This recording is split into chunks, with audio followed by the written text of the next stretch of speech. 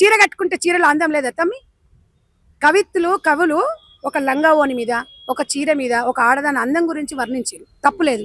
మరి ఇదే శివాజీ గారిని ఇవాళ అంటున్నారు కదా, జిగిరి జిగిరి జిగిరి అందులో, మరి అందులో కూడా ఉంది కదా, మరి ఎందుకో గాని అనలేదు ఈ అనసూయ అన్నాడు, మరి ఇలా అనలేదు, ట్రోల్ చేస్తున్నారు అంటే మీకు అదా? అనసూయ గారు ఎందుకు చచ్చుకుంటూ వస్తుంది? అది ఇప్పుకొని తిరుగుతుంది కాబట్టి వస్తుంది. సుమా ఉన్నారు, ఝాన్సీ గారు ఉన్నారు, సాయి పల్లవి ఉంది, అనుష్క ఉంది, మంచి డ్రెస్సులు వేసుకోవట్లేదు, వాళ్ళు పాపులర్ స్టార్స్ గారా, యాంకర్స్ చేసుకోవచ్చు, డ్రెస్సులు జీన్స్లు వేసుకోవద్దు అని చెప్పలేదు కదా. కొంచెం మనం పద్ధతిగా ఉండాలి అన్నాడు. ఎవరిష్టం వారిది, నేను కూడా ఏమనట్లేదు.